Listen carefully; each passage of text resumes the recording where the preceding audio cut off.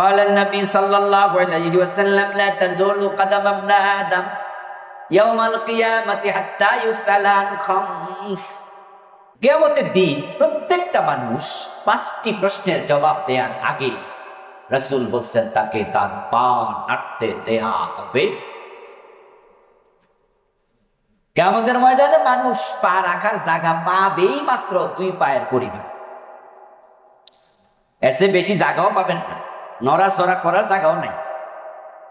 আবার প্রিয় নবীজি বলছেন এই যে দাঁড়াইছো, ঠিক এই অবস্থায় তোমাকে 5টি প্রশ্নের জবাব দিতে হবে, এর আগে তুমি পা নাড়তে পারবা না।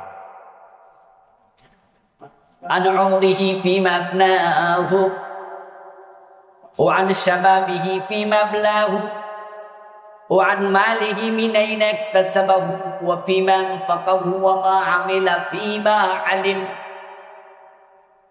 1 নাম্বার প্রশ্ন, তোমার জীবন দিয়েছি 30, 40, 50, 100, 150 বছর, আমার দেয়া জীবন কোন কাজে খরচ করছো আমার কাছে হিসাব দাও। ثم لتسألن يومئذ عن النعيم। অতঃপর আমার দেয়া নিয়ামতের হিসাব তোমাকে দিতে হবে। এই জীবন এটা আল্লাহর নিয়ামত। এই যে নিঃশ্বাস নিতে পারছেন এটা আল্লাহর বড় দয়া, কারণ আপনার এই নিঃশ্বাস যদি আল্লাহ এখন থামায়া দেয়, তাম পৃথিবীর সব মানুষ একসাথ হয়ে একটা নিঃশ্বাস আপনার দেহে ঢুকানোর ক্ষমতা আর কারোই নাই। আল্লাহর সামনে আমরা বড় অসহায়, বড় অসহায়। এজন্য তার ক্ষমতার উপর আমরা সব সময় নির্ভর করি। তিনি আপনাকে আমাকে 30, 40, 50, 100 যাকে যা দিয়েছেন, আল্লাহ বলবে প্রতিটা নিঃশ্বাসের হিসাব দেও, আমার দেয়া এই নিয়ামত কোন কাজে ব্যয় করছে। এবং তোমার যৌবনের ব্যাপারে বিশেষভাবে আবার প্রশ্ন করা হবে, যদিও জীবনের ভিতরে যৌবন আছেই, কিন্তু যৌবন কালের ব্যাপারে আলাদা প্রশ্ন হবে। এর কারণ হলো যৌবন আল্লাহর দেয়া ভিন্ন একটি সেরা নিয়ামত, এবং যৌবন কালে মানুষ অপরাধ করে সবচেয়ে বেশি।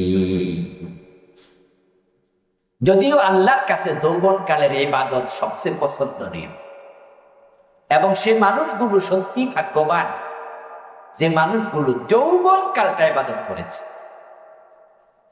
আর এর পুরস্কার হিসাবে আরশে আযীমের নিচে আল্লাহ যাদেরকে জায়গা দেবেন তার মাঝে একদল হলো যারা যৌবনে ইবাদত করেছে। সুবহানাল্লাহ, ওদের উপর আল্লাহর স্পেশাল করুণা। পৃথিবীতে যত অপরাধ সংঘটিত হয় অধিকাংশ যুবকদের দ্বারাই হয়।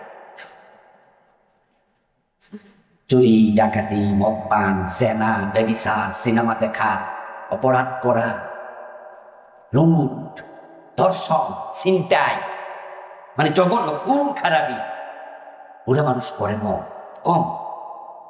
আর যারাই বুড়া বয়স গুনাহ করে এগুলো কপাল ভরা গুনাহ, এগুলো বড় হতভাগা।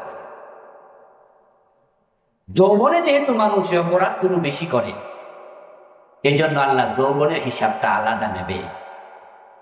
তা আপনারা যারা যৌবনকালে ইবাদত করছেন আপনারা সৌভাগ্যবান মানুষ। এই জন্য নিজেদের সন্তানদের ব্যাপারে যারা যুবক তাদেরকে স্পেশালি নসিহা করবেন। লোকমান আলাইহিস সালাম তার সন্তানকে নসিহা করছে, এই জন্য আল্লাহ খুশি হইয়া লোকমানের নামে একটা কোরআনে সূরাই নাম রেখে দিচ্ছে, সূরা লোকমান। এই জন্য আপনাদের যুবক সন্তানদেরকে নসিহা করবেন, বুঝবেন, নিজে তাদের কাছে মডেল হবেন, আপনি তার কাছে আইডল হবেন। সে যেন আপনাকে তার আদর্শ, তার আইডল ভাবে, আমি আমার বাবার মতো হতে চাই। তা আপনি নিজে যদি ভালো না হন তাহলে সন্তান ভালো হবে কেমন? যৌবনকালের হিসাব যেহেতু আল্লাহ আলাদা নেবে, আপনার যুবক যুবতী সন্তানদের প্রতি স্পেশাল টেক কেয়ার করুন। কারণ যৌবনের হিসাব যারা সহজে দিতে পারবে তাদের পুরাটাই সহজ হবে। কারণ যৌবন আসার আগে হলো বাচ্চাকাল, বাচ্চাকালে তো আমল নামা খোলাই হয় না। আর যৌবনের পরে আসে বৃদ্ধকাল, বৃদ্ধকালে গুনাই কম হয়। তাহলে যৌবনের হিসাব হলো আসল হিসাব। যৌবনের হিসাব আসল হিসাব।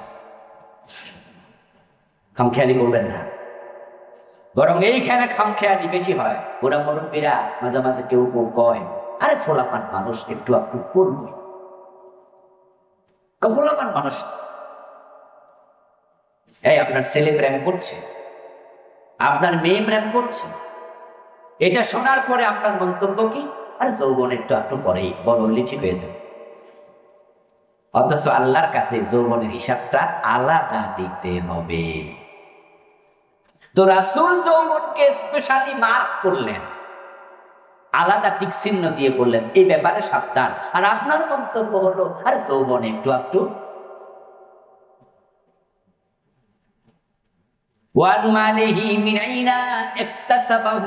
তিন নাম্বার প্রশ্ন আল্লাহ করবেন, তোমার যে সম্পদ ছিল, সম্পদ তুমি কোন কোন জায়গা থেকে কামাই করছো হিসাব দাও।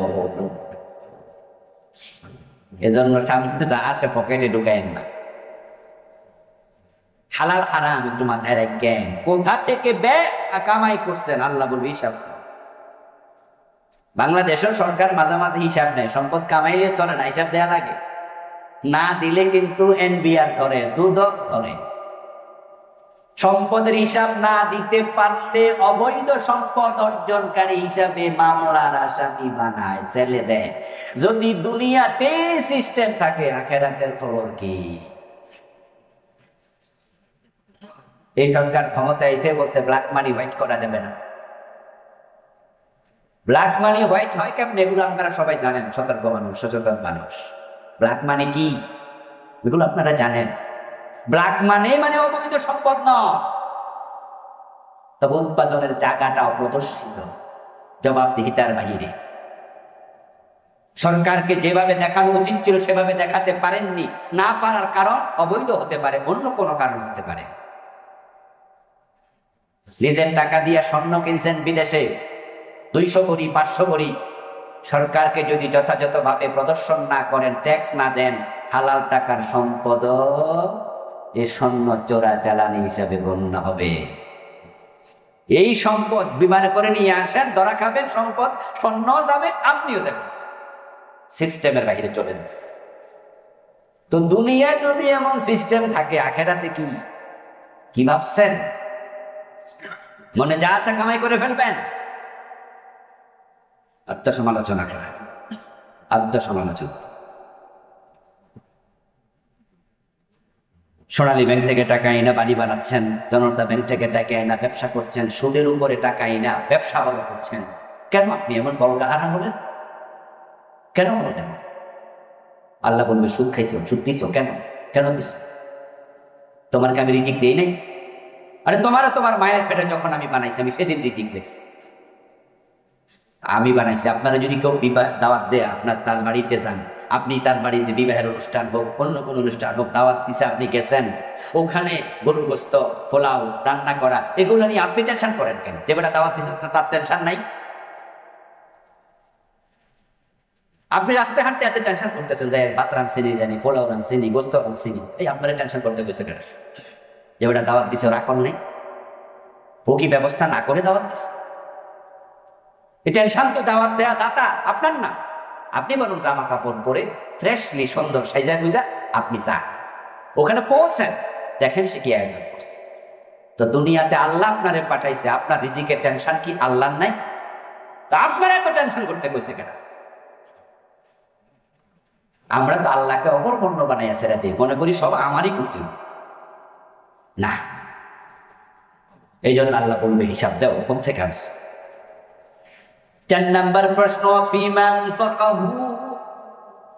যে মাল অর্জন করেছ, এবার সেই মাল কোন কোন খাতে খরচ করছো সেই হিসাবটাও দেও। কি মুসিবত! আমাদের দেশে কিন্তু এই হিসাবটা দেয়া লাগে না খুব একটা। আমাদের সরকার ধরে ইনকাম ট্যাক্স, কিন্তু খরচ করার সময় আপনি খরচ করেন, সরকার খবর খুব একটা রাখবে না। যদিও ভ্যাট নেবে কিছু কিছু ক্ষেত্রে, ভ্যাট, আর কোনো কোনো ক্ষেত্রে হয়তো আপনি ভ্যাটও লাগবে না, আপনি খরচ করলেন, যেমন চাই করলেন। কিন্তু আল্লাহ বলে আমি এখানেও ছাড় দেব না, বরং তোমার অর্জিত সম্পদ কোথায় ব্যয় করছো আমার কাছে সে বাউসার তোমাকে জমা দিতে হবে, অপচয় করবেন না। আলহামদুলিল্লাহ, এখানে আপনারা যারা আছেন আপনারা তো ভালো মানুষ। এই কথাগুলো আপনাদের মাধ্যমে আমরা জাতিকে জানাতে চাই। আবার 2-4 জন যারা বেহিসাবি এসে তাদেরকেও সতর্ক করতে চাই, অনেকে আপনারা ভালো মানুষ, অপচয় করবেন না। সন্তানদেরকে অপচয়কারী বানাবেন না।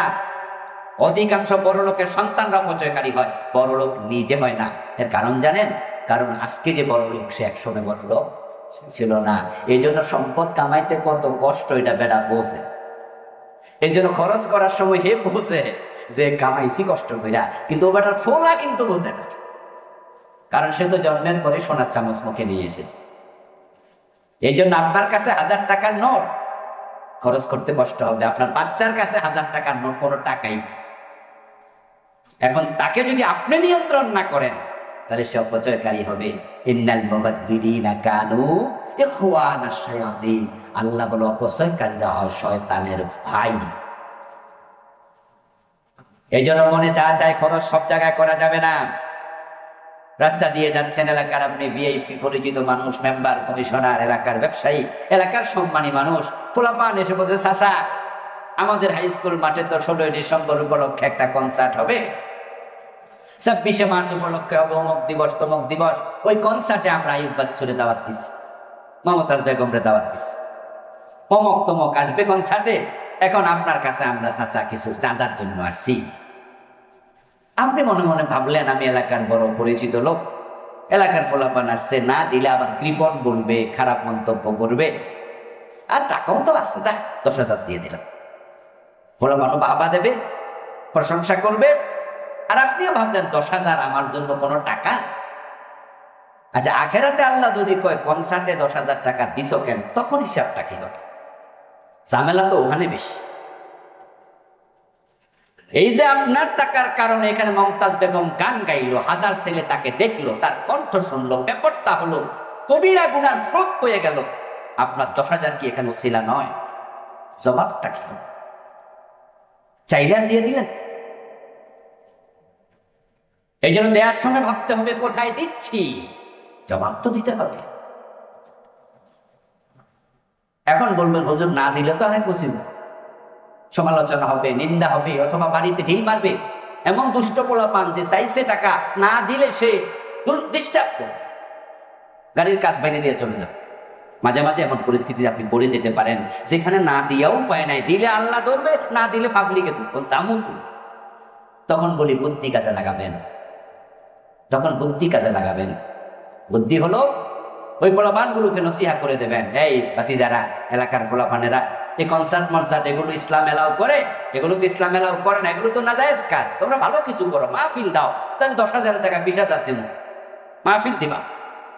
পোলাপান বলছে আচ্ছা ঠিক আছে, ভবিষ্যতে মাহফিল দেবেন, কনসার্টের টাকা দেব।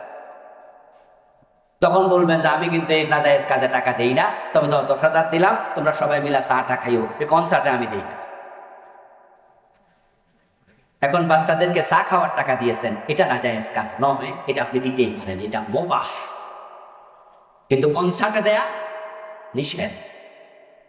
বুদ্ধি করে যদি আপনি কাজ করেন তাহলে হতে পারে আল্লাহর কাছে হিসাব দেওয়াটা তুলনামূলক ভাবে, আল্লাহ তো পরিস্থিতিও জানেন কোন পরিস্থিতিতে দিয়েছে। কিন্তু খরচ আপনি করে ফেলবেন আপনার টাকা, এটা মনে করবেন না। 5 নাম্বার প্রশ্ন, ওয়ামা দা আমিলা ফিমা আলিমা। 5 নাম্বার প্রশ্ন হবে, হুজুররা যে ওয়াজ করছিল, তুমি যে কোরআন হাদিসে পড়ছিলা, টিচাররা শিখাইছিল, সেই এলেম তুমি পেয়েছ, হিসাব দেও সেই এলেমের আমল করেছ কতটুকু। তাহলে যা জানেন তা মানলেন কিনা এই প্রশ্ন আল্লাহ করবেন।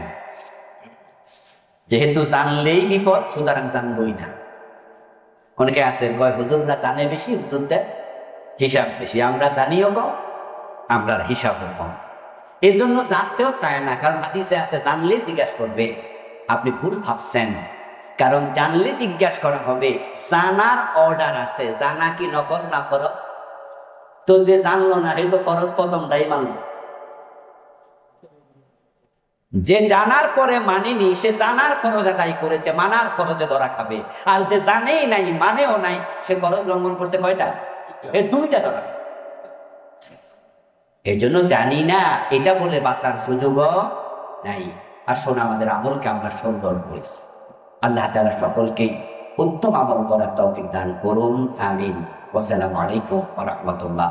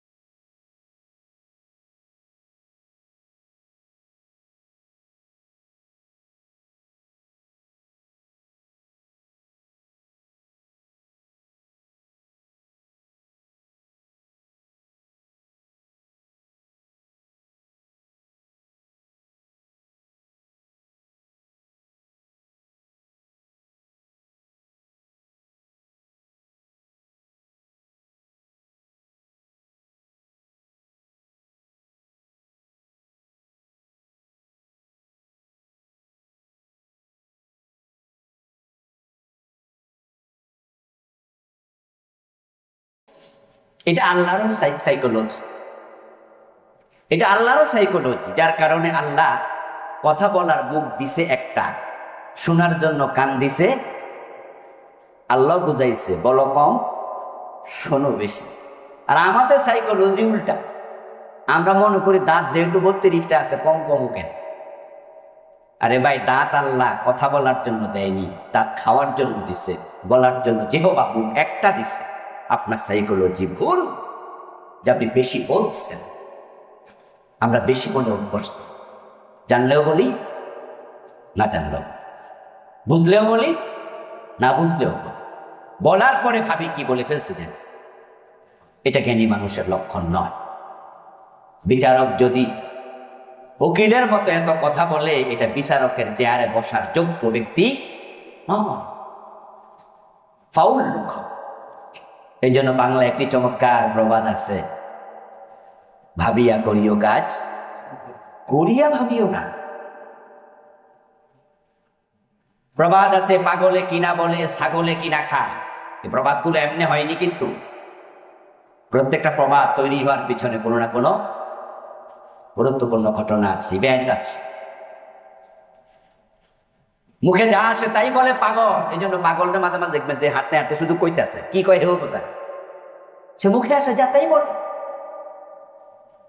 ভাই সাবধানে বলবেন। বলা শিখতে 1.5 থেকে 2 বছর, 2.5 বছর সর্বোচ্চ লাগে, কিন্তু কোথায় কি বলতে হবে এটা শিখতে অনেকের 40 বছরও লাগে। 40 বছর আক্কল হয় না। এই জন্য বুড়া বয়স বাবা থাকলে দমক দেয়, দাদা থাকলে দমক দেয়, কই বেড়া তুইও তো বুড়ো হইলি, এখনো আক্কল হইছে না, কোথায় কি কওয়া লাগে এটাই বুঝলি না। বলা শিখতে সময় লাগে অল্প দিন, কিন্তু কোথায় কি বলতে হবে সেটার জন্য আকল লাগবে, অনেকের অনেক সময় লেগে যায়।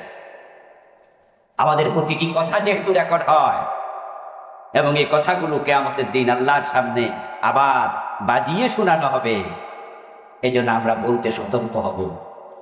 প্রিয় নবী সাল্লাল্লাহু আলাইহি ওয়াসাল্লামকে এক ব্যক্তি প্রশ্ন করেছিলেন, ওমান নাজাত, হুজুর আমি জাহান্নাম থেকে পরিত্রাণ চাই, নাজাত চাই, কিসে নাজাত মিলে?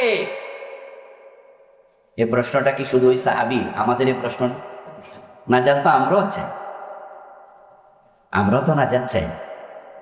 আরে সাহাবীরা কত বিচক্ষণ ছিলেন, আমাদের প্রয়োজনীয় প্রশ্নগুলো ওনারা করে গেছেন, আর প্রিয় নবীজি উত্তর দিছেন। কি কামে লাগলো আমাদের? আমরা আপনাদেরকে আজকে হাদিস থেকে শোনাচ্ছি। ওমান নাজাত, ও প্রিয় নবী নাজাত কিসে মিলবে? প্রিয় নবী তখন বললেন, আমলিকা আলাইকা লিসানাকা ওয়াবকি আলা খাতিআতিকা। তুমি নাজাত চাও, তার দুটি কাজ করো। একটা হলো তোমার লিসান, তোমার জিহ্বার মালিক তুমি হও, নিয়ন্ত্রণে রাখো, মুখকে নিয়ন্ত্রণ করো। এটার মালিক শয়তানরে বানাইয়া দিও না। যারা জিহ্বা নিয়ন্ত্রণ করে না তাদের গীবত বেশি হয়, শিকায়াত বেশি হয়, পরনিন্দা, পরচর্চা, মিথ্যা, সবলখড়ি, ভুল তথ্য দেদারসে বের হয়। আর যারা ভাবে যে আমার প্রতিটা কথা রেকর্ড হয়, আল্লাহ আল্লাহ আল্লাহ আল্লাহ, আমি যা হচ্ছে বলে ফেললাম, আচ্ছা আমি কি তথ্য দিলাম এখানে আমার শ্রোতারা না বুঝুক, কিন্তু আমি যে ভুল দিলাম আল্লাহকে আমি এটা এড়াইয়া যাব কেমনে? আল্লাহ তো বুঝছে যে আমি ভুল তথ্য দিয়েছি, আমি মিথ্যা বলেছি, আমি না জেনে বলে ফেলেছি। এই চিন্তা করলে মিথ্যা কম হবে, গীবত কম হবে, শিকায়াত কম হবে। অমুককে তমুককে নিয়ে খুব টেনশন আপনার। এই জন্য দেখবেন কিছু লোক ফেসবুকে সারাদিন অ্যাক্টিভ, অমুকের বিরুদ্ধে লেখে, তমুকের বিরুদ্ধে লেখে। দোকানে চা দোকানে বসলে দেখবেন এই একাই পুরা দোকান মাথায় রাখছে, খুব অ্যাক্টিভ। গ্রাম্য চা দোকান এগুলো খুব বেশি মিলে, অন্যকে নিয়ে ব্যস্ত। আহার দোস্ত, অন্যের হিসাব কি আল্লাহ কিয়ামতের দিন আপনারা জিজ্ঞাসা করবে? তবে তাকে নিয়ে এত ব্যস্ত কেন? আপনাকে তো আপনার হিসাব দিতে হবে, নিজেকে নিয়ে ব্যস্ত হবেন কবে? এই জন্য প্রিয় নবীর কি চমৎকার নসিহা, আমলিক আলাইকা লিসানাকা, ও আমার উম্মাহ, নিজের জিহ্বার মালিক তুমি নিজে হও, এটা নিয়ন্ত্রণ করিও। কেউ কিছু জিজ্ঞেস করছে, ঠাস করে বলে দেন কেন? চুপ থাকেন, সময় নেন। বলে দেন না এটা আমি জানি না, অসুবিধা আছে? বলে দেন এটা আমার জানা নেই। আলহামদুলিল্লাহ, এমন কিছু ওস্তাদের সোহবত আমিও পেয়েছি। প্রশ্ন করেছি, হুজুর এটা জানি না, এটা কি? উনি বলছে আমিও তো জানি না। লজ্জা পাইনি, বলেছে জানি না, আমিও তো জানি না, এটা আমার জানা নাই, এটা অমুক কিতাবে থাকতে পারে হয়তো, তুমি একটু দেখে নিও তো। লজ্জা পাইনি। এই ওস্তাদের প্রতি আমাদের শ্রদ্ধা ভালোবাসা আরো বেড়েছে যে উনি না যায় না, কথা বলে না, এটা কোনো ব্যাপার না। আপনি বলে দেন না এটা আমি জানি না। কিন্তু না, এটা আমি বলতে যাবো কেন? যদি জানি না বলি আমার মান সম্মান আছে না, এই জন্য বানাইয়া হলো বলে দিতে হবে। দ্বিতীয় চোখকে আলা হাতিয়াতিক, প্রিয় নবীজি বলছেন আমার উম্মত মুক্তি চাও, তাহলে যে গুনাহগুলো করেছো সেগুলোর জন্য চোখের পানি ছেড়ে দিয়ে আল্লাহর কাছে কাঁদতে শিখো। যদি তুমি কাঁদতে পারো, চোখের পানি জাহান্নামের আগুন নিভিয়ে দেয়। সুবহানাল্লাহ। এখান থেকে বের হয়ে গাল পর্যন্ত আসতে আসতে ইল্লা হারামাল্লাহু আলাইহিন নাস, প্রিয় নবীজি বলেছেন সেটা মাছির মাথা পরিমাণ যদি হয়, মা মিন আবদিন মুমিন ইয়াখরুজু মিন আইনাইহি দুমু ওয়ালাউ কানা মিসলু আস-সুবাব মিন খাশিয়াতিল্লাহ।